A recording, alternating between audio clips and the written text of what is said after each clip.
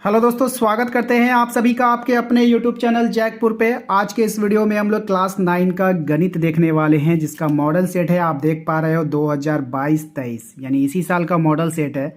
और इसके पहले हमने इसका पार्ट 1 अपलोड किया था, जिसमें लगभग 20 सवालों को हमने देख लिया था। आज के इस वीडियो में हम इसका पार्ट 3 करने वाले हैं, सॉरी पार्ट 2 करेंगे पहले, ठीक है। उसके बाद अगर मैंने सभी कर दिया तो अच्छी बात है, अगर सॉल्व नहीं हो पाया, ज़्यादा समय लग गया तो फिर पार्ट 3 भी इसका आएगा। देखिए, हम पार्ट बाय पार्ट इसलिए आप लोगों को बताते हैं ताकि आप लोगों के दिमाग में फिट हो सके। एक एक सवाल को आपके दिमाग में उतारना चाहते हैं, इसीलिए समय लगता है बाबू, ठीक है। वीडियो को अच्छा लगेगा तो वीडियो को लाइक कर दीजिएगा। चैनल पे यदि पहली बार आए होंगे तो सब्सक्राइब करके घंटी के बेल आइकन को दबा लेना, ताकि हर एक वीडियो का नोटिफिकेशन आपके मोबाइल पर जाता रहे। सबसे पहले आप लोग देख लो यहाँ पर कक्षा 9 विषय गणित। समय आपको 1.5 घंटा दिया जाएगा। टोटल पूर्णांक आपका 40 का होगा। कुल प्रश्नों की संख्या 40 होगी। सभी प्रश्न के उत्तर अनिवार्य होंगे। प्रत्येक प्रश्न के लिए 4 विकल्प दिया जाएगा। सही विकल्प का चयन करना होगा और गलत उत्तर के लिए कोई अंक नहीं काटे जाएंगे, यानी कि आपको छोड़ना नहीं है। जब कुछ भी ना समझ में आए तो तुक्का मार देना है, ठीक है। अब आते हैं इसके डायरेक्ट सवालों पे। तो हम लोगों ने इसका जो टोटल सवाल जो है लगभग 20 कर लिया है। तो चलिए स्टार्ट करते हैं 21 नंबर सवाल से। 21 नंबर सवाल में आप देखो, कह रहा है एक त्रिभुज है ए बी सी। इसमें यदि ए बी जो है ए सी के बराबर है तो कोण ए सी बी 70 डिग्री होगा। तो ए बी सी का मान क्या होगा, ठीक है बाबू। तो चलिए इसको देखते हैं। आप यहाँ पे देखो, जैसे कि यहाँ पे कह रहा है कि एक त्रिभुज है आपका ए बी सी और ए बी बराबर ए सी। इसका मतलब आप समझते हो, ये मतलब इसका कि एक त्रिभुज है आपका ए बी सी, ठीक है। और ये ए बी जो है ए सी के बराबर है और कोण सी आपको दे दिया है 70 डिग्री। तो आपको ये कोण बताना है। तो चूंकि ये दोनों ये जो त्रिभुज है आपका, ये समद्विबाहु त्रिभुजों की कोई दो भुजा जो इसकी बराबर होती है। और जब समद्विबाहु त्रिभुज होता है तो इसका ये वाला कोण और ये वाला कोण बराबर होता है। आमने सामने का जो कोण होता है वो सम्मुख कोण क्या होता है, बराबर होता है। तो जैसे कोण ए बी सी जो होगा, कोण ए बी सी जो है कोण ए सी बी के बराबर होगा, इसलिए ये वाला कोण जो है इसके बराबर है। ये 70 होगा तो ये भी 70 होगा। कोण ए बी सी का वैल्यू आ गया 70 डिग्री। देख लीजिए कौन से ऑप्शन में है आपका। तो आपका जाके यहाँ पर ऑप्शन नंबर आप देख पा रहे हो, ऑप्शन नंबर आपका सी आपका आंसर हो जाएगा, ठीक है। नेक्स्ट सवाल देखिए, क्वेश्चन नंबर 22 में आपसे कह रहा है कि एक चतुर्भुज के कोण 3:5:9:13 के अनुपात में है। इस चतुर्भुज के सबसे छोटे कोण का मान क्या होगा। ये क्वेश्चन एकदम छपने वाला क्वेश्चन है, काफ़ी इंपॉर्टेंट क्वेश्चन है, तो ध्यान में रखिएगा। बनाएंगे कैसे देख लीजिए। क्योंकि कोणों का जो अनुपात आपको दिया है 3, 5, 9, 13 दिया है, इसलिए कोणों का जो कुल योग हो जाएगा आप इसमें x लगा करके मान लेना। 3x, 5x, 9x, 13x। इसको मान लो सभी को जोड़ोगे आ जाएगा 30x बराबर 360। x का वैल्यू निकालोगे तो ये 30 कहाँ चला जाएगा बाबू, नीचे चला जाएगा। इसके बाद इसको कटाओ, 0 से 0 कटेगा, है ना। 0 से 0 कटेगा, 3 से कट जाएगा, ये 36, 12 बार में x का वैल्यू आ गया आपका 12। अब सबसे छोटा कोण पूछा था तो यहाँ पे देखो 3 है। क्या है, 3 है। तो हम 3x का वैल्यू बताएंगे। सबसे छोटा मान क्या है, 3। देखो यहाँ पे 3x है सबसे छोटा कोण, तो 3x का मान बताओ। 3x का वैल्यू आपने 12 निकाला तो 12 दिया 36 डिग्री आंसर हो जाएगा, ठीक है। सबसे बड़ा नहीं बताना है, सबसे छोटा कोण बताना है। ओके, नेक्स्ट सवाल पे आते हैं, क्वेश्चन नंबर 23 पे। क्वेश्चन नंबर 23 को ध्यान से देखिए। कह रहा है किसी चतुर्भुज की भुजाओं के मध्य बिंदुओं को एक क्रम में मिलाने वाली रेखाखंड द्वारा बना चतुर्भुज डैश चतुर्भुज होता है। कौन सा चतुर्भुज होता है आपको बताना है। तो सही जवाब हो जाएगा समांतर चतुर्भुज हो जाएगा। ऑप्शन नंबर बी इसका आंसर हो जाएगा। इसको आप लोग को देख लेना है, ठीक है। नेक्स्ट देखिए क्या है, क्वेश्चन नंबर 24 में देखिए, आकृति ABCD एक समांतर चतुर्भुज है जिसमें BC 7 सेंटीमीटर तथा AE 5 सेंटीमीटर है। तो समांतर चतुर्भुज का क्षेत्रफल क्या होगा। अब आपको क्या करना है, इसका क्षेत्रफल बताना है बाबू, ठीक है, कि इसका क्षेत्रफल आखिर होगा क्या। चलिए देखिए, यही सवाल है, यही डायग्राम आपको वहाँ पे दिया था। आधार आपका BC 5 सेंटीमीटर और ऊंचाई AE 7 सेंटीमीटर है। चूंकि समांतर चतुर्भुज का क्षेत्रफल होता है आधार गुना ऊंचाई, तो आधार 5, 7 को गुना कीजिए, 7 पंचे 35 सेंटीमीटर इसका आंसर हो जाएगा। अगर हम ऑप्शन की बात करें तो देख लीजिए, ऑप्शन इसको आपको मिल जाएगा ऑप्शन नंबर सी में। ऑप्शन नंबर सी आपका यहाँ पर आंसर हो जाएगा 35 सेंटीमीटर, ठीक है। इसका आप लोग इसको स्क्रीनशॉट ले लो, या नहीं तो आप इसको वीडियोज़ रोक करके उतार भी सकते हो। सिंपल है भाई, यहाँ पर यह आंसर हो जाएगा, ठीक है। चलो नेक्स्ट सवाल पे आते हैं। क्वेश्चन नंबर 25 पे आइए। 25 में कह रहा है आपसे कि एक समांतर चतुर्भुज और एक त्रिभुज एक ही आधार तथा समांतर रेखाओं के बीच स्थित है। यदि त्रिभुज का क्षेत्रफल 12 सेंटीमीटर है तो समांतर चतुर्भुज का क्षेत्रफल क्या होगा, ठीक है।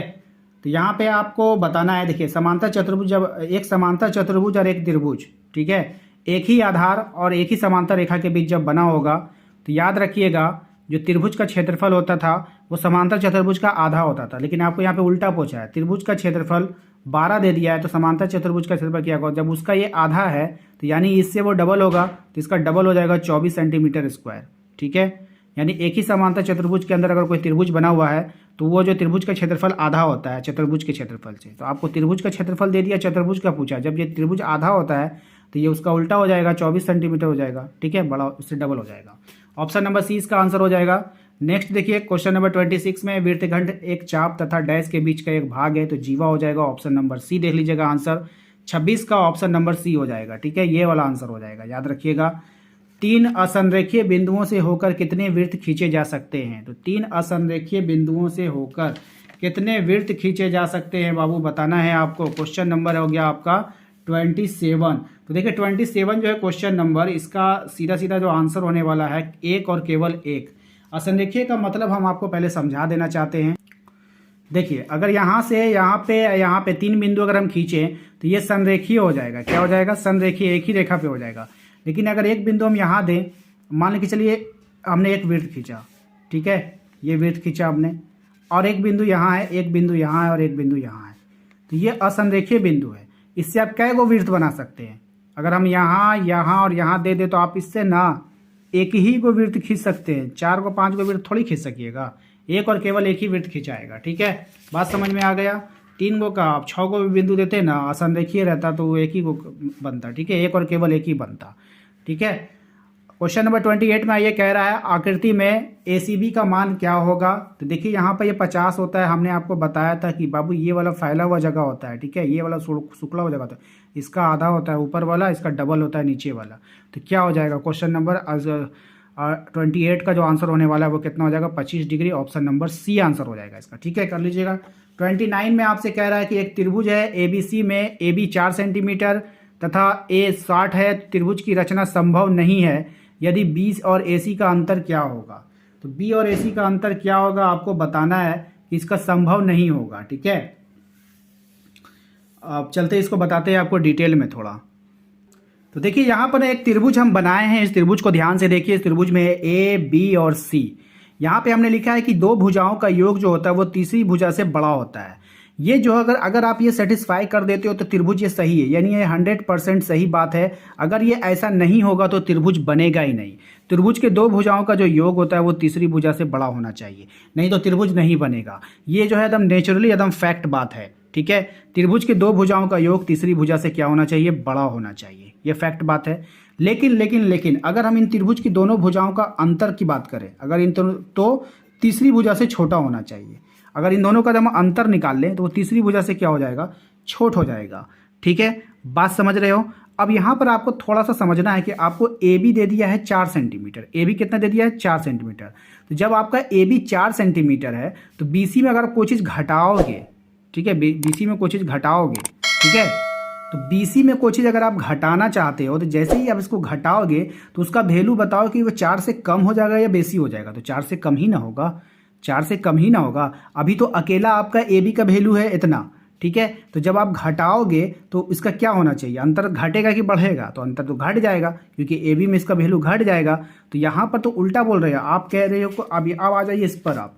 तो यहाँ पे क्या हो रहा है, आ जाइए यहाँ पे 3 दिया है तो ये संभव है क्योंकि कम हो सकता है, क्योंकि AB में कोई भी वैल्यू घटेगा। AB में अगर आप BC घटाओगे तो कम होगा, AB में अगर BC घटाओगे तो कम होगा। ये भी कम है 4 से, AB में अगर BC घटाओगे तो कम हो जाएगा, ये भी 2.5 है। तो ये तीनों संभव है, हो सकता है। लेकिन ये बढ़ कैसे गया भैया, आप AB में घटा ना रहे हो। क्या कह रहा है, यदि त्रिभुज की रचना संभव है तो BC तथा AC का अंतर क्या होना चाहिए। ये जो आपको बोला है कि BC और AC का अंतर क्या होना चाहिए, 4 से बड़ा होना चाहिए कि 4 से छोटा होना चाहिए। भैया आपका AB 4 है, AB कितना दिया हुआ है, पहले आप 4 ले चुके हो, AB आपका 4 है। ठीक है, AB 4 है। फिर आप कह रहे हो कि त्रिभुज का संभव तब होगा जब AB और BC का अंतर, यानी AB और BC का जो घटाव है वो 4 से बेसी होगा कि 4 से कम। पहले आप इस सवाल का जवाब दो। तो आप कहोगे कि जब AB आपका क्वेश्चन में 4 दिया है तो AB और BC का जो अंतर होने वाला है ना वो 4 से कम ही होगा। ठीक है, क्योंकि आप अंतर पूछ रहे हो। तो ऑफकोर्स वाली बात है कि ओरिजिनल वाली बात यही है कि आप जब AB में कोई चीज़ घटाओगे तो 4 से कम ही ना हो जाएगा। तो आप तो ऑप्शन में नहीं दे रहे हो, ऑप्शन में आप 3 जगह दे दिए, 4 से कम है, 4 से कम है, 4 से कम है। सही है, अगर 4 से अगर कम हो जाएगा तो त्रिभुज बन सकता है भाई, हो सकता है आप पॉइंट में घटाओगे, लेकिन यहाँ क्या कर दिए आप, सी ऑप्शन में 4 से अधिक हो गया है, तो 4 से अधिक हो गया तो ये त्रिभुज नहीं बनेगा। कैसे बनेगा? आप बोल रहे हो कि ए बी 4 है, तो ए बी और बी सी का अंतर 4 से कम होगा, तो आप 4 से अधिक कर दियो और 4.5 करके उसको रख दियो, तो ऐसा नहीं ना हो सकता है, ऐसा होगा ही नहीं। इसलिए ऑप्शन नंबर सी। तो यदि त्रिभुज का रचना संभव नहीं है तो बी सी और ए सी का अंतर क्या होना चाहिए, वहाँ पे 4.5 होना चाहिए, यानी कि 4 से बेसी हो जाना चाहिए, तब वो त्रिभुज नहीं बनेगा, कतई नहीं बनेगा। ठीक है, आ जाते हैं क्वेश्चन नंबर 30 में। उस त्रिभुज का क्षेत्रफल क्या होगा जिसकी भुजाएं 3, 4, 5 सेंटीमीटर है। तो इसको किस तरह से हम लोग बनाते हैं पता है आप लोगों को? फॉर्मूला लगाइए, हीरोन का फॉर्मूला। सबसे पहले जो है आप लोगों को क्या करना होगा, एस निकालना होगा, तीनों भुजाओं को जोड़कर 2 से भाग दीजिए, 6 सेंटीमीटर आ जाएगा। क्षेत्रफल की बात करेंगे तो फॉर्मूला लगा लीजिएगा, उसके बाद इसको सेटअप कीजिए, सेटअप करने के बाद उसको घटाइएगा, 6, 3, 2, 1 आएगा। यहाँ पे 6 में से 3 जाएगा 3, 6 में से 4 गया 2, 6 में से 5 गया 1। उसके बाद इसको आप सॉल्व कीजिएगा तो इस तरह से हो जाएगा। 6 को हमने तोड़ दिया 2 गुना 3 में, 3 पहले से था, 2 पहले से था, 1 पहले से था। 2 को 2 का 1 को 2 बाहर आ गया, 2 को 3 का 1 को 3 बाहर आ गया, 1 तो ऐसे भी बाहर रहेगा। 3 दूना 6, इसका आंसर हो जाएगा 6 सेंटीमीटर स्क्वायर। देखिए कौन से ऑप्शन में है, ऑप्शन नंबर सी में आपका आ जाएगा। ठीक है, अगला सवाल कह रहा है 31 में कह रहा है उस समबाहु त्रिभुज का क्षेत्रफल क्या होगा जिसकी प्रत्येक भुजा 6 सेंटीमीटर है। तो चलते हैं इसके आंसर को देख लीजिए आप लोग। 31 में क्या कह रहा है, उस समबाहु त्रिभुज का क्षेत्रफल ज्ञात कीजिए जिसका क्षेत्रफल √3/4 भुजा स्क्वायर हो जाएगा। ठीक है, तो भुजा कितना था 6, 6 गुना 6 कर दिए, स्क्वायर का मतलब 2 बार लिखेंगे। 2 से काटिए 2 बार में, 2 से कटेगा 3 बार में, फिर 2 से काटिए 2 बार में, फिर 2 से काटिए इसको भी 3 बार में। ठीक है, समझ में आ गया? 3 गुना 3 कर दीजिए, 9 हो जाएगा, √3 यहाँ पर है, तो 9√3 सेंटीमीटर स्क्वायर, यही इसका आंसर हो जाएगा। क्वेश्चन नंबर 32 में आ जाते हैं। त्रिज्या r वाले गोले का आयतन क्या होता है? तो गोले का आयतन होता है 4/3 πr3। क्या हो जाएगा? 4/3 πr3। क्या रे भाई, πr3 यहाँ पे है ऑप्शन नंबर डी में। ऑप्शन नंबर डी हो जाएगा 4/3 πr3, यही आपका आंसर हो जाएगा। फॉर्मूला है, याद कर लेना। एक घन का आयतन 512 सेंटीमीटर स्क्वायर है, तो घन का कुल पृष्ठीय क्षेत्रफल क्या होगा? और ये वाला छूट गया बेलन वाला ना, तो बेलन वाला सवाल है, ये हो गया 4/3 πr3, ये तो ऑप्शन, ये तो हो गया आपका आंसर। उसके बाद आ जाते हैं 33 नंबर में, r त्रिज्या तथा h ऊंचाई वाले बेलन का कुल पृष्ठीय क्षेत्रफल क्या होता है? तो देखिए बेलन का जो कुल पृष्ठीय क्षेत्रफल होता है ना 2πrh प्लस 2πr² होता है। ठीक है, लेकिन इसका हम लोग रियल फॉर्मूला आपको बता देते हैं क्या होना चाहिए इसका। चलिए आइए देखिए, रियलिटी में यही चीज़ होता है। ऑप्शन नंबर सी इसका आंसर हो जाएगा 2। इसको हम लोग इस तरह से लिख सकते हैं, ये फॉर्मूला आप लोग जनरली याद करते हैं, 2πr² प्लस r। ठीक है, ये आया कहाँ से? यहीं से आया था। ठीक है, यहाँ पे देखो, अगर आप इसको अंदर ले जाओगे तो 2πrh इसके साथ आ जाएगा एक बार, फिर आ जाएगा 2πr, एक बार ये इसके साथ मल्टीप्लाई होगा, फिर एक बार इसके साथ मल्टीप्लाई होगा। नॉर्मली ये फॉर्मूला आप लोगों ने याद करके रखा था, तो 2πrh हो जाएगा प्लस 2πr² हो जाएगा। ठीक है, तो ये वाला हम लिख सकते हैं। ठीक है, ऑप्शन नंबर सी।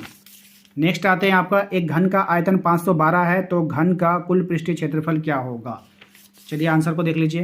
कह रहा है कि घन का जो आयतन होता है AQ है, होता है फॉर्मूला AQ 512 दे दिया था। A का वैल्यू निकाल लेंगे क्योंकि घन का है, तो यहाँ पे आपका देखिए क्यूब रूट निकलेगा, तो इसको 512 को तोड़िए 3 बार में, 8 से टूटेगा। इसके बाद जो 3 पर निकलता है, क्यूब होता है तो 3 पर निकलेगा। ठीक है, तो भुजा आपका A निकल गया 8। अब घन का कुल पृष्ठीय क्षेत्रफल निकालेंगे 6a²। 6a² का मतलब 2 बार गुना करेंगे, 8 गुना 8, तीनों को आपस में गुना कीजिएगा, 384 सेंटीमीटर स्क्वायर, यानी ऑप्शन नंबर बी आपका आंसर हो जाएगा। ठीक है, 35 नंबर में कह रहा है आपसे कि एक शंकु की त्रिज्या ऊंचाई 10 सेंटीमीटर, आधार की त्रिज्या 7 सेंटीमीटर है, तो शंकु का वक्र पृष्ठ क्षेत्रफल क्या होगा? तो चलिए इसके सॉल्यूशन को देख लेते हैं। देखिए कुछ नहीं करना है, एल आपको दे दिया था, ये वाला काट दीजिए। आधार की जो त्रिज्या थी 7 सेंटीमीटर था। शंकु का जो वक्र पृष्ठ क्षेत्रफल फॉर्मूला होता है वो होता है πrl, ये आपका फॉर्मूला है। पाई का मान 22/7 लगाइए, 7 आपको दिया गया था त्रिज्या, एल आपका 10 था, 7 से 7 कैंसिल हो जाएगा, 22 दहिया 210 हो जाएगा, यही आपका आंसर हो जाएगा। ऑप्शन नंबर आपका देख लीजिए 210 centimetre, option number A answer हो जाएगा। ठीक है, क्वेश्चन नंबर 37 में आपसे कह रहा है कि 5, 2 ये सब जो भी दिया गया है, 5 की बारंबारता कितनी है भैया? 5 जो सबसे ज़्यादा बार आता है वहीं 5 कितनी बार आया? 1, 2, 3, 4, 5, 6 आ गया। ऑप्शन नंबर बी इसका आंसर हो जाएगा। ठीक है, कर लीजिएगा। कह रहा वर्ग अंतराल 10-20 का वर्ग चिन्ह क्या होता है? भैया वर्ग चिन्ह निकालने के लिए दोनों को जोड़ देना, 10 और 20 को जोड़ दो, कितना हो गया? 30, 2 से भाग लगा दो, 15। ऑप्शन नंबर सी आ जाएगा आंसर। ठीक है, दोनों को जोड़ के 2 से भाग दे देना है। एक पासे को 1000 बार फेंकने पर परिणाम 3 की बारंबारता 150 है, इसकी प्रायिकता क्या होगी? परिणाम 3 की जो ये है बारंबारता है वो कितना है? 150 है। इसकी प्रायिकता पूछा है, तो प्रायिकता हो जाएगा कितना? टोटल कितना बार था? 1000 बार, तो उसको नीचे रखेंगे, 1 0 से 1 0 काट दीजिए, 5 3 15, 5 से कट जाएगा 20 बार में, 3/20 इसका आंसर हो जाएगा। ठीक है। 3/20 देखिए कहाँ है आंसर में, ऑप्शन नंबर सी में है। असंभव घटना की प्रायिकता क्या होगी? तो जो असंभव घटना होती है ना बाबू, याद रखिएगा, जो असंभव घटना होती है उसकी प्रायिकता शून्य होती है। याद रखिएगा, जो असंभव घटना होगी उसकी प्रायिकता शून्य होगी। असंभव यानी जीरो, असंभव नहीं होगा भाई, नहीं होगा, असंभव जीरो, ठीक है। लेकिन एक निश्चित घटना की प्रायिकता, एक क्वेश्चन आपसे पूछ सकता है कि निश्चित घटना की प्रायिकता, एक निश्चित घटना की प्रायिकता वो एक होती है, एक पॉजिटिव, एक नेगेटिव नहीं, पॉजिटिव एक, ठीक है। दोनों बातें याद रखिएगा, असंभव घटना की प्रायिकता जीरो, एक निश्चित घटना की प्रायिकता एक। इसी के साथ ही हमारे चैनल को यदि आप पहली बार आज देख रहे हैं और पहली बार विजिट किए हैं हमारे चैनल को, तो सब्सक्राइब करके बेल आइकन को प्रेस कर लीजिएगा। डिस्क्रिप्शन में आपको लिंक मिल जाएगा, WhatsApp group, Telegram group, Instagram group, सभी जगह ज्वाइन हो जाइएगा ताकि आपकी हेल्प हो पाए। मिलते हैं अगले वीडियो में, थैंक यू।